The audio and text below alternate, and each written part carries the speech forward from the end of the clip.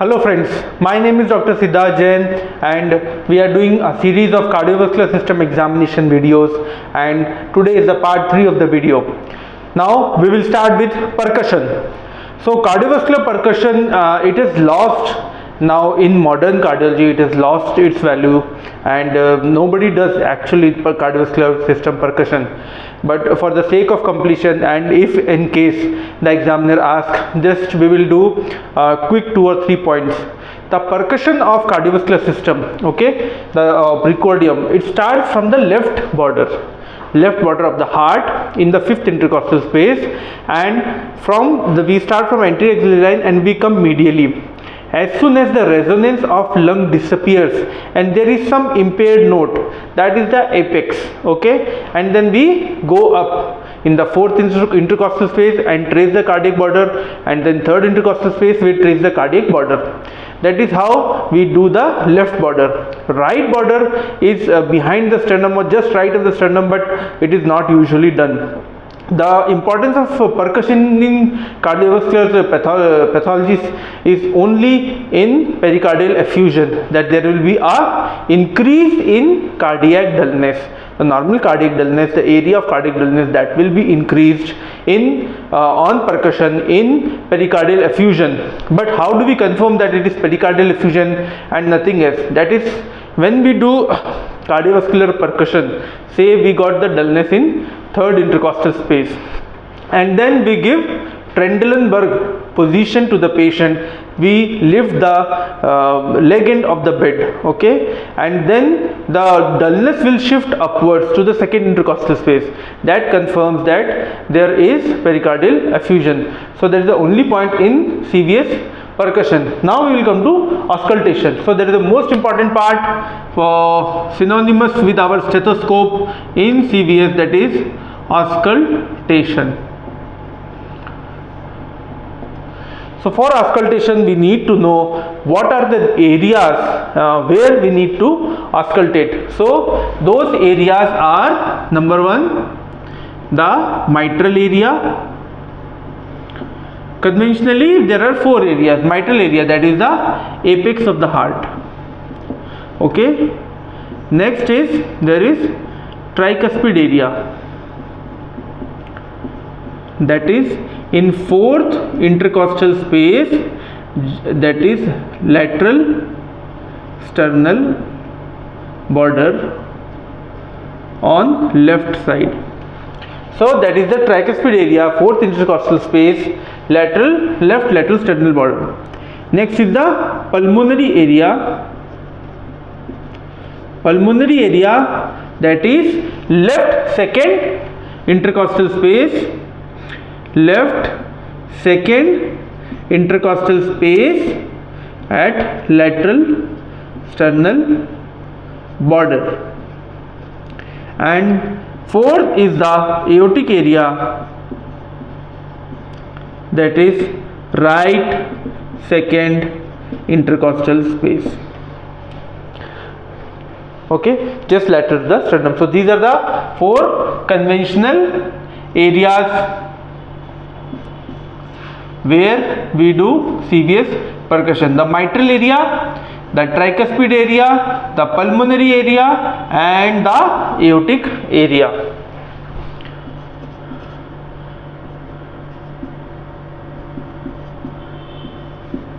Sometimes the examiner may ask you which is the 5th area where we need to auscultate, that is the neo-aortic area between the pulmonary and tricuspid area in the third intercostal space.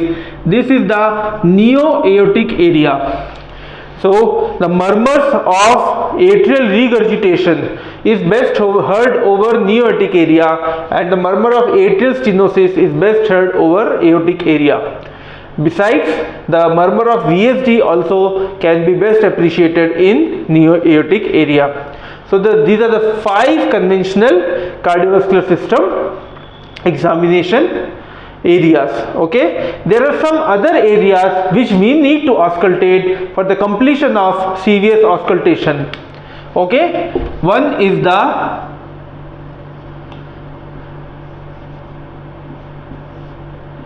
just below the clavicle, just below the clavicle inner border, that is the area we need to auscultate for the murmur of PDA, patent ductus arteriosus. Okay, the murmur of aortic stenosis can be conducted over carotids, and the murmur of pulmonary hypertension or pulmonary stenosis can be felt over left side of neck. So these are the two areas, carotids both sides and left side of neck, we need to auscultate for these murmurs. Next, auscultation in CVS is posteriorly. If you go along the vertebral column, posteriorly on just sides of the vertebral column, if you auscultate, you can appreciate murmurs of aortic, aneurysm and coarctation of aorta. Coarctation of aorta. Okay. So that is along the vertebral border. When you go sides below the scapula, you can appreciate murmurs from collaterals or additional sounds from collaterals of coarctation of aorta.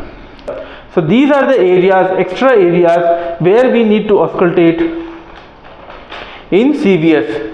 Another, to appreciate if there is an internal carotid artery occlusion, we can auscultate over the orbits or over the frontal areas to know if there is any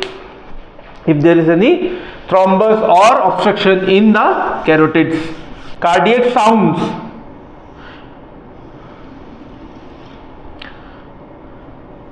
Cardiac sounds.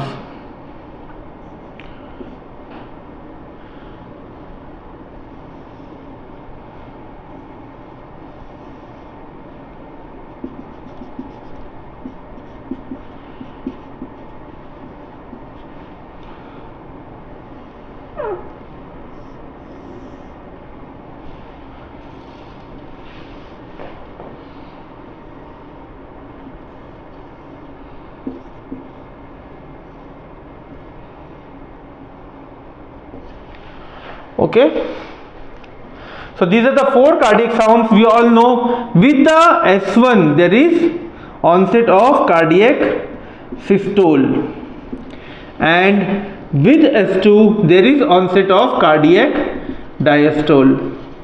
This diastole will continue till next S1. Till next S1 there will be diastole. So this is the systole, the shorter one 0.3 seconds, and diastole, the longer one 0.5 seconds. The S1 sound is produced by closure of mitral valve and tricuspid valve.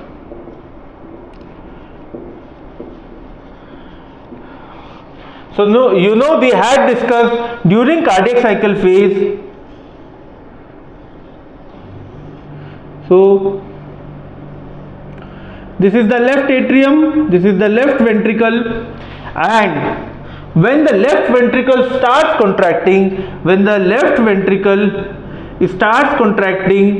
and the pressure increases more than left atrium, this will push these cardiac mitral valves to close. This will close these mitral valves. When the mitral valve will close, then it will cause a sound, that is the S1. Okay, and when the aortic and pulmonary valve closes, when the aortic valve and pulmonary valve they close, then there will be S2. So S1 has both the components.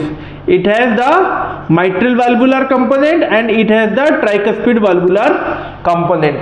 Usually in normal circumstances, S1 is heard as a single sound. It has both the components, but it is heard as a single sound. Okay, whereas in S2 can be heard as two different sounds. So we will discuss S2 later. We'll first finish what is S1, how to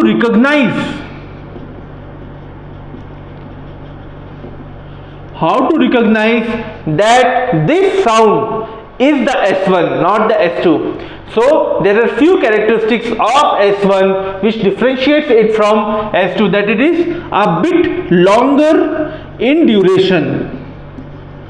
It is a bit longer in duration than S2. Then the valve is of, the sound is of high intensity, that is high pitch. It is a high pitch sound than the S2. Why it is more high pitch than S2? Because the left ventricle, it is a bigger chamber than the aorta and pulmonary valves, pulmonary artery. So the left ventricle is a bigger chamber. It has more muscle mass and it is more elastic. It can accommodate more blood as compared to aorta and pulmonary artery. So because of this property, the S1 closure of mitral valve, it will produce a sound which is higher in intensity than the sound produced by the aorta, because there is more muscle mass, so the pressure exerted is more, and that is why the sounds produced by closure of mitral valve is of high pitch.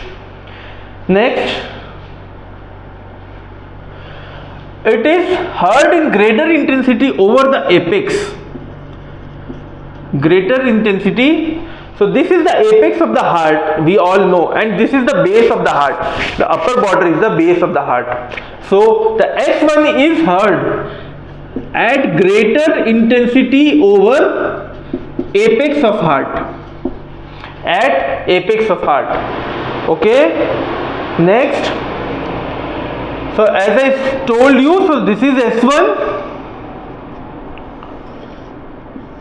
this is S2, and again S1. So this is the systole, this is the diastole. Systole is of shorter duration and diastole is of longer duration. Okay. So the pause after S1, is of shorter duration than before S1. So after S1 the pause is of shorter duration than before S1. Okay. So this is how you can identify between S1 and S2. But clinically the examiner asks, these are the differences to tell in the viva voce, but clinically if the examiner asks how do you identify clinically, then you have to say we will examine with pulse. The sound which is coming with the pulse is S1. So it comes with the pulse. So this is the most important differentiating point between S1 and S2, that it comes with the pulse. Okay, and the sound which is coming away from the pulse is S2. Remember, you need to do a lot of clinical examination. You need to examine a lot of cardiac sounds very carefully. Put the stethoscope and identify your own sounds. See, auscultate your own sounds so that you become familiar with the character, the lub dub, the character, you become familiar. This is very important to differentiate which are the extra sounds which are coming in systole, extra sounds which are coming in diastole. This will come with experience, with practice. So you need to examine as many patients for as much duration that is possible for you. Now next is intensity. The intensity of S1 depends upon how much far the valves are when they close. If they are far apart and when they close, that will produce a more louder sound, more intense sound than valves which are not so far. So if the valves are widely separated and closed, the sound will be more, and the valves are near to each other and they close, the sound will be of less intensity. Next is the wide. How much wider are the cusps? Next is the velocity with which the valves close. If the valves close with a greater velocity, then sound will be more, and if the valves close with a slow velocity, then the sound will be of less intensity. Okay, now we will see the abnormal S1. Number one is the loud S1. Where will you get a loud first hard sound? Okay, a water tank. So we all have water tank in our roof, in the roof. Okay, and the pipe will be here from which the water is coming and dropping. So when the tank is fully empty, it is fully empty, and the water falls here, the sound produced will be more, because there is more air and less fluid. So the vibrations which are conducted on the wall of the tank, the vibrations which are conducted on the walls of the tank, which we hear a sound, that will be of greater intensity. Those vibrations will have less filter in the form of this water. So you will feel the sound, you will hear the sound with a greater intensity. Now suppose the tank is a bit more full. The water tank is a bit more full and the water is dropping from here. Then you will hear a less intense sound, which as compared to what you were hearing, the tank was empty. And if you fill this completely, if you fill it completely and the water is dropping till here, there will be no appreciable sound. Okay, this is what happens in left ventricle. So this is the left ventricle.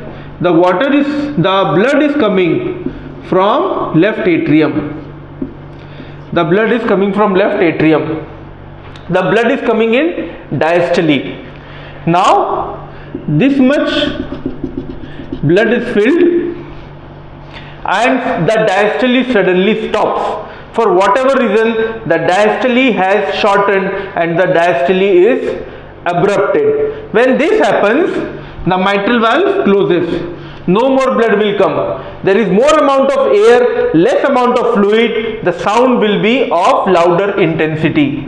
So when there is less amount of fluid, more amount of air, there will be of louder intensity. So you decrease the diastole. You imagine the conditions when the diastole decreases and you will get your answer that there will be loud S1. So number one is tachycardia.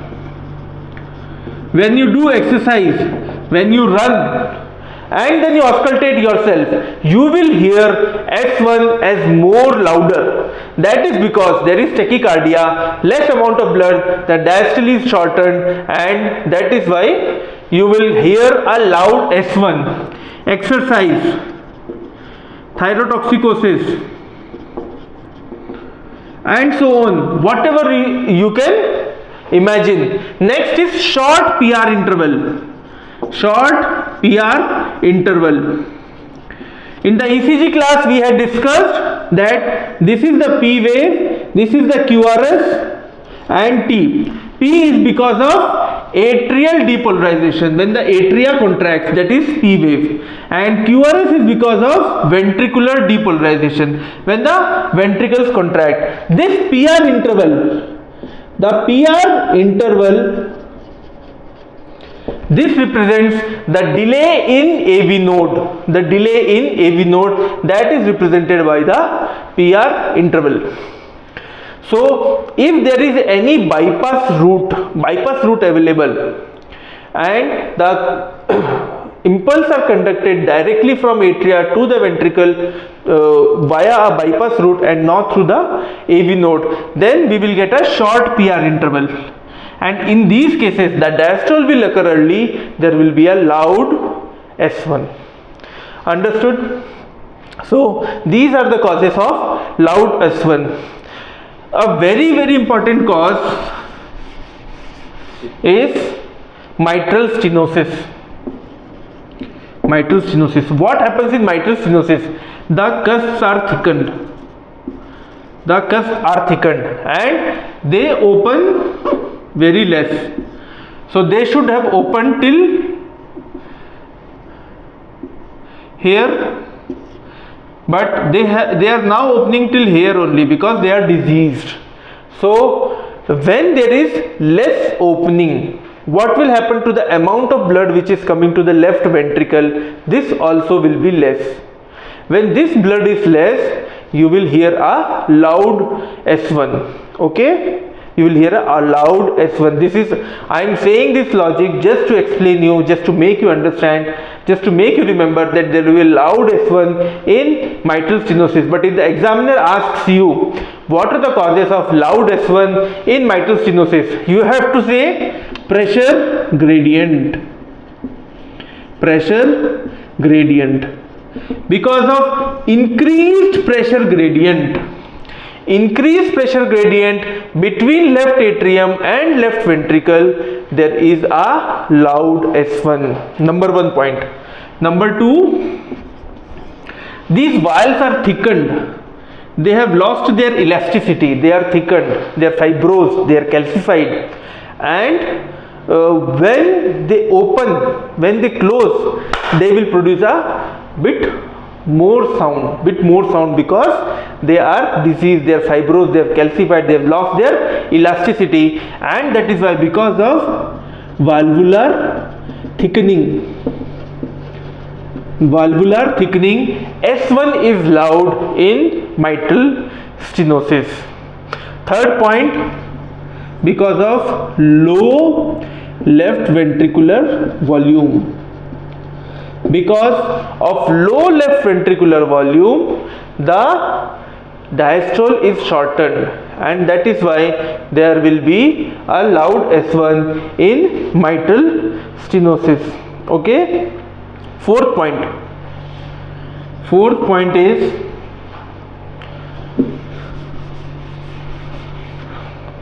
because these valves are stenosed. So these valves are stenosed. Now the LV will try that it gets maximum amount of blood so that it can throw this blood into the aorta and to the body. So that will try to get more amount of blood. So the orifice is small. So what it will do, that when it tries to get more of blood, it keeps the valves open for a longer duration. The valves of the mitral valves, okay, normally what happens, the mitral valves they just open twice and then closes. Okay, what happens, they open once, they half close again, then again open and then close. Normally in mitral stenosis, they will be stenosed, they will be open, and they will be keep on, they will be opened only, they will not try to close in, because the left ventricle wants more blood, and then they close.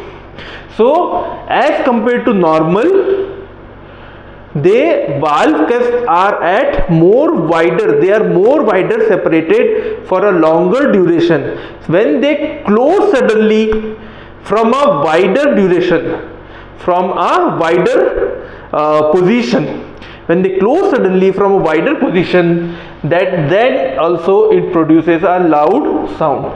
So the valves close from wide open position. So these are the 4 reasons why in mitral stenosis S1 is loud. This is a very favorite question of examiners, why there is loud S1 in mitral stenosis. So remember to answer all the 4 points. Okay. Now soft S1. What are the causes of soft S1? Soft S1. Just reverse these. You fill the LV with blood. Fill the LV with blood till here. Okay. There will be a soft S1, that is bradycardia. Because the diastole is more, filling on the heart is more, then there will be a soft S1. Okay. Then any cause of bradycardia, then long PR interval. In long PR interval, okay, like in first degree AV block and few beats of Wenckebach, there will be long PR interval, and that is when there will be a soft S1. Third is mitral regurgitation. Mitral regurgitation. In mitral regurgitation, when the LV contract, the mitral valves cannot close properly. They prolapse. The mitral valve prolapses into the left atrium and they cannot close, and blood regurgitates back into the left atrium. So when they are not closing only properly, there will be a soft S1. Okay. So these are the causes. And left ventricular failure. Left ventricular failure, congestive heart failure. Okay. Left ventricular failure with increased filling pressures. There are few conditions where there is left ventricular failure, but the filling pressures are not increased. The left ventricle is empty. That will cause loud S1 when the left ventricle is empty but it is failed. But if there is left ventricular failure with increased filling pressures or congestive cardiac failure, there is lot of blood in left ventricle, and that will cause a soft S1. Next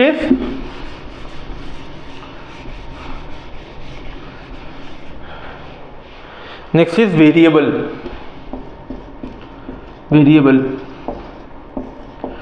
In which of the conditions the S1 will be variable with each heartbeat? With each heartbeat, you will hear a different character, different duration of S1 with each heartbeat. Those causes are atrial fibrillation. So in atrial fibrillation, there are few QRS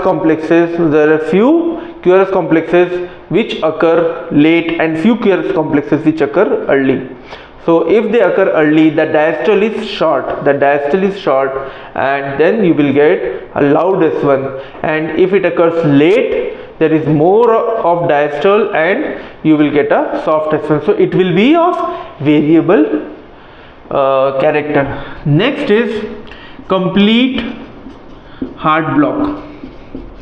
In complete heart block, there is total asynchrony between atria and ventricles. The atria is conducting at its own pace, the ventricle is contracting at its own pace. So that will give us a variable S1. Next is ectopics. So when we get ectopics, we get a variable S1 because the next wave, it can come after some time, so pause will be more, and that compensatory pause, that will increase the diastole, and then S1 will become soft, and other next wave, when it comes normally, the S1 will become loud. So that will give us a temporary variable S1. Next is Wenckebach phenomenon.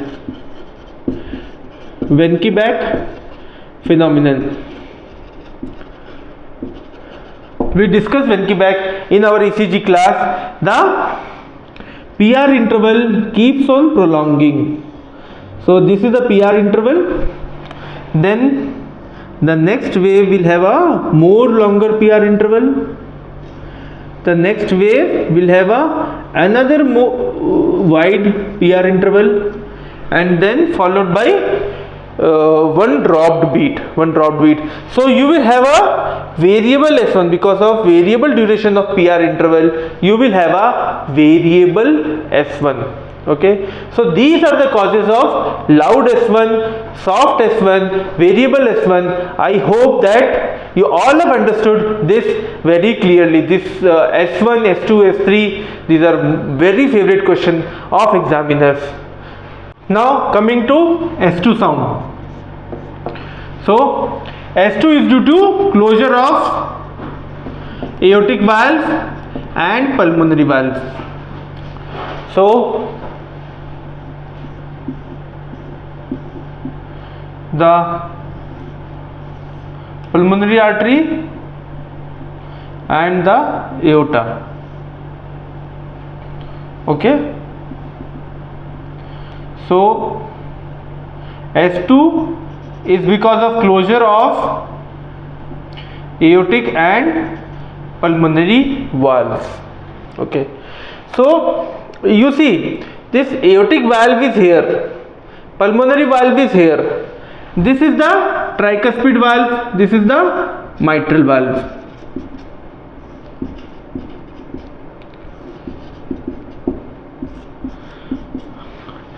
These valves are very close to each other, but the areas are very wide apart from each other. Why is this so? Why? This sound, aortic valve closure sound is best heard over the right second interspace, whereas the aortic valve is here. So that is because the conduit, the aorta is more close to the chest wall at this place. At this place it is most close to the chest wall, and that is why the intensity of S2, the A2 component, is best heard over the right second space.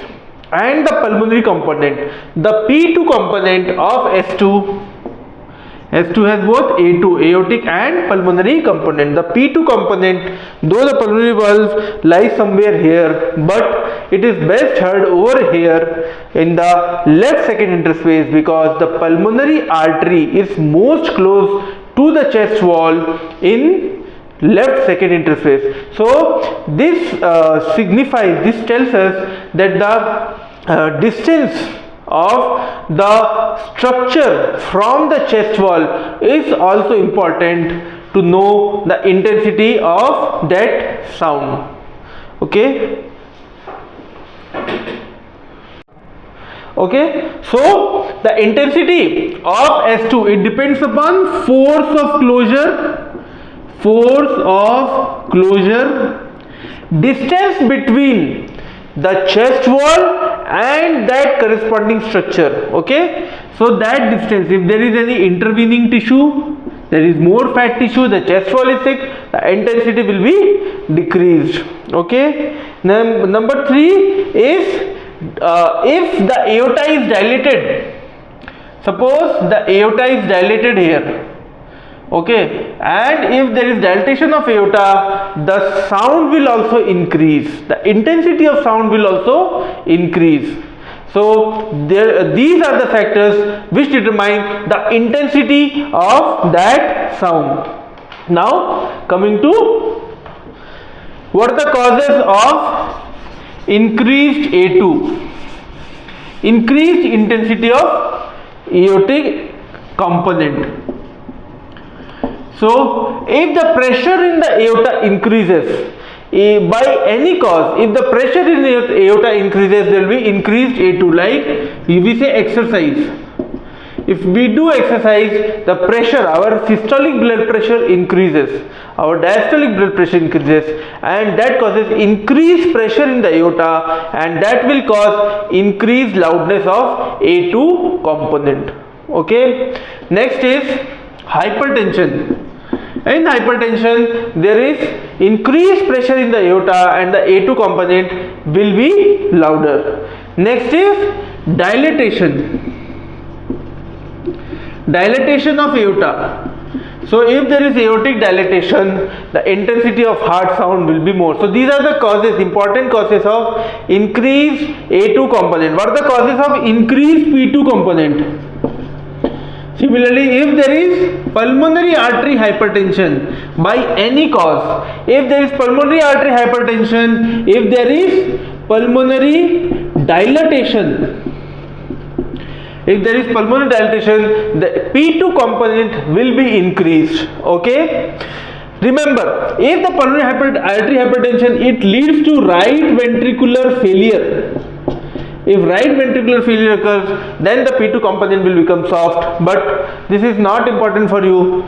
Generally, in pulmonary artery hypertension, there is increased intensity of P2 component. Okay. Now we will be discussing certain conditions and the what happens during inspiration and what happens during expiration.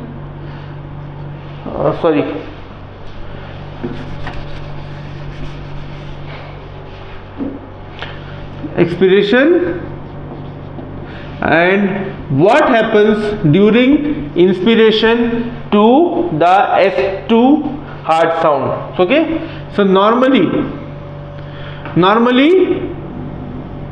in expiration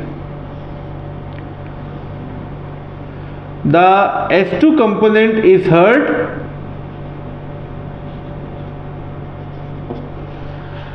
as a single sound during expiration, and in inspiration there is splitting.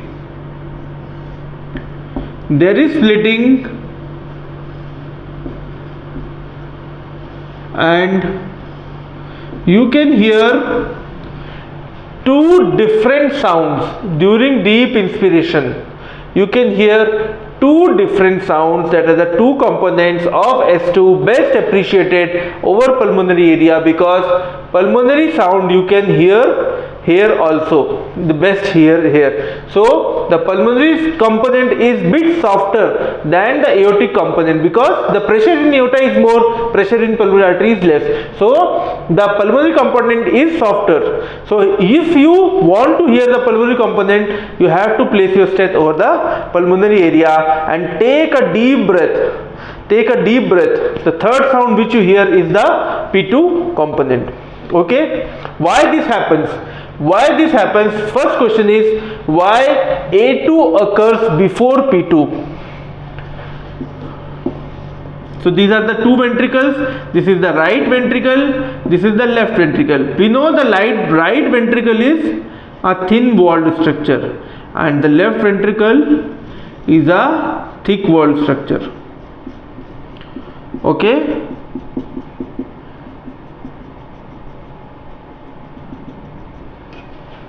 So who will win the race? Who will finish its work early? Left ventricle will finish its work early because it is more stronger. It will finish its work. It will throw all the blood out, and that is why the aortic component occurs before the pulmonary component. Before the right ventricle can finish its work, left ventricle will finish its work. Okay, so that is why aortic component normally is before the pulmonary component.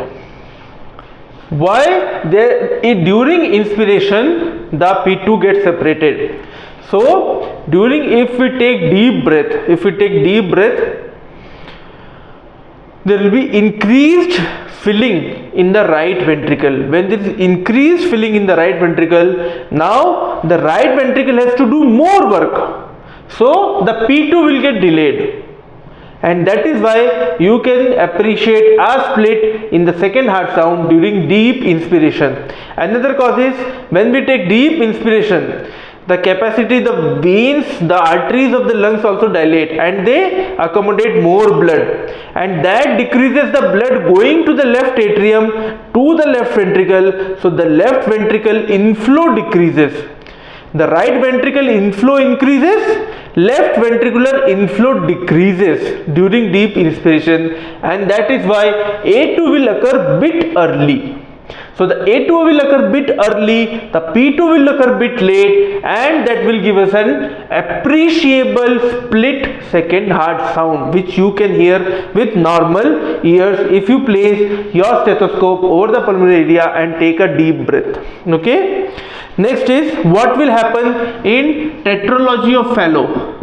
In tetralogy of Fallot, there will be no P2 component. There is no pulmonary valve, there is no P2 component, only A2 component.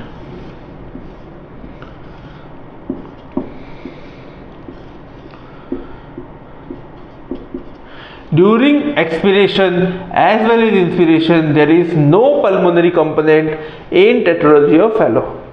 Okay.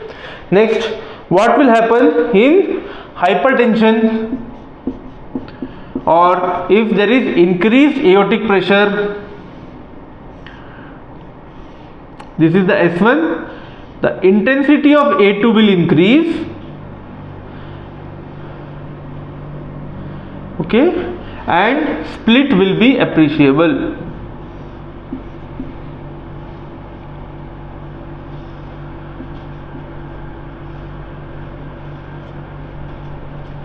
The intensity of A2 will increase, rest all will remain same in case of systemic hypertension. Okay. Now what will happen in cases if there is right bundle branch block? So you all know that the right bundle branch, it supplies the right ventricle, and if there is conduction delay in the right bundle branch, the right ventricle will contract slowly. When it contracts slowly, it is already slow, then the left ventricle, then the A2 component. If it is more slow, then the P2 will be more delayed, even more delayed, and you can hear appreciable split sometimes even in expiration, and during inspiration the split will widen more. I hope you all are understanding. During right bundle branch, in cases of right bundle branch block, as there is block in the Purkinje fibers or in the right bundle branch which supplies the right ventricle, the electrical conduction will be slow, the work of RV will also be slow, so the split will be appreciable even in expiration, and it will widen more in inspiration. Now what will happen in cases of LBBB? In cases of LBBB, there is conduction delay in the left bundle branch, so the left ventricle will do the work slowly. Okay. So when the left ventricle will do the work slowly, there will be a split in expiration. So the P2 will occur early and A2 will be delayed. During expiration, because the right ventricle, there is not increased blood flow in expiration, the P2 will occur early, A2 will occur late, and this is called as reverse splitting in left bundle branch block. And during inspiration,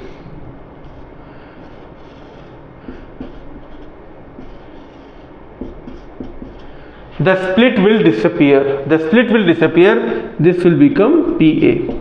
Okay. So this is what happens in cases of LBBB. Okay. Now the reverse splitting we will get in left bundle branch block, which all cases we can get reverse splitting, that is aortic stenosis, because in aortic stenosis there will be slow output. The output into the aorta will be slow. The left ventricle has to do more work, and that is why there will be reverse splitting. And in left ventricular failure, again there is more amount of blood, it has to do more work, the LV has to do more work, and there will be reverse splitting. So now we have finished S2. I hope you all have understood S2. Coming to S3.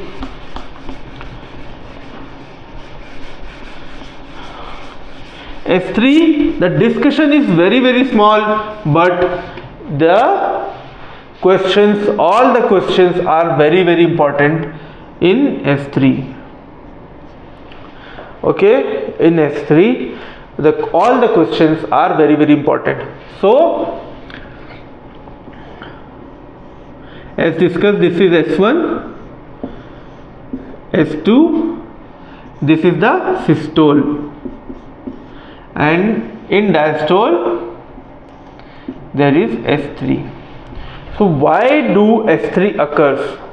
Why do S3 occur? Okay, there are two theories, internal production theory, external production theory, but we will discuss only the internal production theory because that is what is most acceptable mechanism, most acceptable theory. So what happens during early part of diastole? There is sudden distension, there is rapid left ventricular filling, and it reaches its maximum distensibility. After rapid filling phase. It cannot distend more, and that causes sudden slowing, sudden abruption of distension. When there is sudden abruption of distension, there is vibration produced in the heart, and that causes S3. So this is the internal production theory. Because of sudden abrupt stoppage of distension of S3 in of left ventricle in diastole. So that is why there is S3. Okay, next question which is asked is, in which condition, tell me one condition where you get S3. Okay, so S3 is normally present in young individuals before the age of 40, in children, and after exercise. So these are the common things. This is physiologically present, but pathologically you have to tell one condition: left ventricular failure. Left ventricular failure, you can appreciate S3 very nicely in apex. Okay, next is character. It is a low pitch sound. So low pitch sound, that means it is best auscultated best with bell of stethoscope, not the diaphragm of stethoscope. It is appreciated with bell part of the stethoscope. Okay, so these are the important questions. Where do you get this? Is S3 is generally because of left ventricle, but where do you get right ventricular S3? If the examiner asks you in which condition you get a right ventricular S3, then the answer is massive pulmonary embolism. Massive pulmonary embolism. Okay, so in which other condition you can see here S3 is hypertrophic obstructive cardiomyopathy. So these are the conditions. You have to remember only 3-4 conditions: left ventricular failure, sometimes in HOCM, and right ventricular S3 seen in massive pulmonary embolism. It is a low pitch sound. It is produced because there is sudden stoppage of distension of the ventricles, okay, in diastole. So this completes our S3. If you answer all these questions, and you need to get star marks. So the examiner may ask you, how do you differentiate if the S3 is pathological or physiological? Suppose I hear a S3 in a patient who is 40 years old. Okay, now how will you differentiate whether it is physiological or pathological? So the answer is, just make the patient stand. Just make the patient stand. If the S3 disappears, it is physiological. If the S3 does not disappear, it is pathological. So this answer will give you star marks in your Viva VOC. Next is S4. S4. Okay. S1 to S2, this is systole, and till next S1 it is diastole. Here you get S3, just before the diastole ends there is S4. Just before the diastole ends there is S4. Why does this S4 occurs? What is the mechanism of S4 production? Okay, so these are the papillary muscles. These are the papillary muscles. From these papillary muscles are the chordae tendineae. Arises the chordae tendineae. And with these chordae tendineae, there are this is mitral valvular apparatus. This is the ring, annular ring, and here are the commissures. Okay, here are the commissures. This is anterior mitral leaflet. This is the posterior mitral leaflet. They all have three commissures: A1, A2, A3, P1, P2, P3. So this is anterior mitral leaflet, posterior mitral leaflet. These are the papillary muscles. These are the chordae tendineae. This is the mitral annulus. Mitral annulus. So this is the mitral valvular apparatus. Now what happens in late part of diastole? In late part of diastole, the ventricle has reached its maximum pressure. The ventricle has reached its maximum filling pressure. Okay, and for a short period of time there is reversal. There is reversal of pressure. Okay, in the ventricle for a short span of time there is reversal of pressure, and that reversal of pressure that pulls this chordae tendineae upward. Okay, this pulls this chordae tendineae upward. Okay, this pulls the chordae tendineae upward towards the left ventricle, and that causes vibration, and this vibration produces the S4 sound. So this is the mechanism of S4 production. Okay, this is not appreciable with normal ears in normal patient. This is a phonocardiographic sound, only appreciable in phonocardiography, and if you can hear by your ears, then it is almost always it is pathological. Sounds which are produced by opening of diseased valves. So normal valves, I told you, they do not produce any sound when they open, but if the valves are diseased, they can produce sound when they open. Okay, so if the valve is opening in diastole, it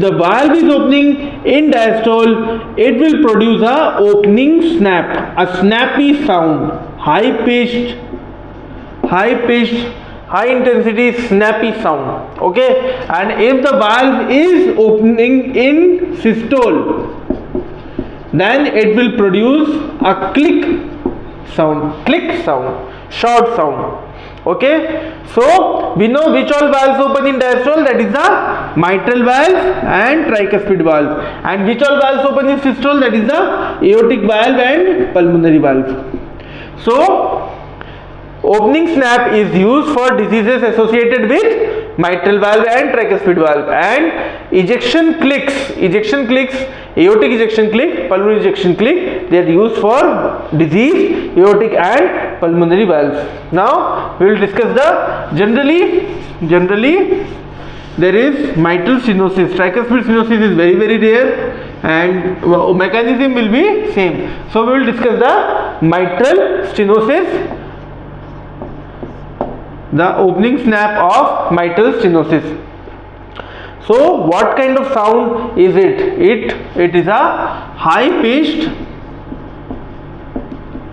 sharp, snappy kind of sound. Okay, so now what is the mechanism of production of opening snap? Mechanism of production of opening snap. So this is the left atrium, left ventricle, only chamber which is not involved in any severity of MS, whether it is severe MS, mild MS, left ventricle is never involved. Left ventricle always remains normal in cases of mitral stenosis. So because of stenosis, the left atrial pressure rises. Okay, so the left atrial pressure rises, the left atrium will dilate.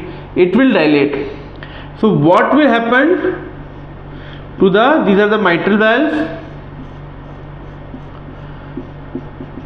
What will happen? The left atrial will exert pressure on the mitral valve, and as the left atrium dilates, there is increased pressure in the left atrium that will exert pressure on the caudate tendineae, and this will become like this. This will become like this when there is increased amount of pressure and mitral valve is closed. Increased amount of pressure, mitral valve is closed in systole. Then because of left atrial pressure, the mitral valve becomes like this. It becomes like this. There is doming. Okay, and because of this doming of this part, there is doming of this part, and then this part, the distal part will open like this. There is doming here and the distal part will open like this, and this sudden opening will produce a sharp snappy sound. So this is the mechanism of production of opening snap in mitral stenosis. This is a very important sound in mitral stenosis because it signifies, it's a pathological, it signifies there is mitral stenosis most associated with mitral stenosis. The opening snap will not disappear even if there is atrial fibrillation. If the patient goes for atrial fibrillation, the opening snap will not disappear. If the patient undergoes mitral valvulotomy, the opening snap will not disappear. Okay, it is best heard over left fourth intercostal space, area which is between the tricuspid area and apex. Okay, between that the opening snap is best heard. Next, it will increase with exercise. Okay, and this will be present even after atrial fibrillation and mitral valvulotomy. S1, S2, again S1. So this is systole, this is diastole. So the opening snap will occur in this part of diastole. Okay, opening snap will occur in this part of diastole, the early diastole. It will occur in early diastole. So this is the opening snap. Now, how do you differentiate whether this sound is the opening snap or the split S2? split S2, the pulmonary component S2. So you have to observe very carefully about the character, okay. And P2 component, I told you it is soft. OS component, it is a bit louder, sharp and snappy in character. Next is the S2. It will become one with expiration. It will become single sound with expiration, and opening snap you can hear even in expiration. Okay, so that is how you differentiate between a split S2 and opening snap. It is best heard with the diaphragm of stethoscope. Okay, what is the importance of opening snap? What is so important about opening snap? It tells us clinically about the severity of mitral stenosis. Clinically about, it is associated with severity of mitral stenosis. How? The S2-OS gap. The S2-OS gap. This is S1, S2, again S1. And the gap between S2 and opening snap, this gap, this distance signifies the severity. It shortens with increased severity. So the S2-OS gap, it decreases with increasing severity of mitral stenosis. Okay, so with normally it is around 0.10 to 0.14 seconds. So this is the normal, or say mild. In mild cases, so this is the S2-OS gap in mild mitral stenosis. Okay, in severe cases it can become around 0.04 to 0.05 seconds in moderate to severe MS, and if it is less than 0.04 seconds, that means it is severe MS with very high left atrial pressure. Severe MS, critical MS, very high left atrial pressure. So S2-OS gap, clinically, if they ask you what is the clinical sign of severity of mitral stenosis, you have to answer S2-OS gap. The gap decreases with increasing severity of mitral stenosis.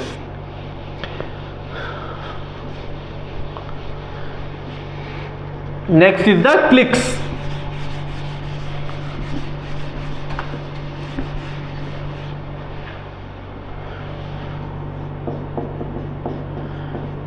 Clicks.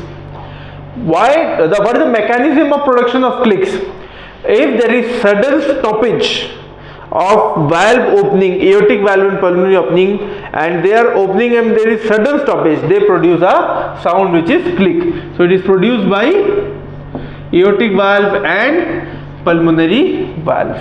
Okay, so if the mitral valve and tricuspid valve, they are not able to open, it will cause opening snap.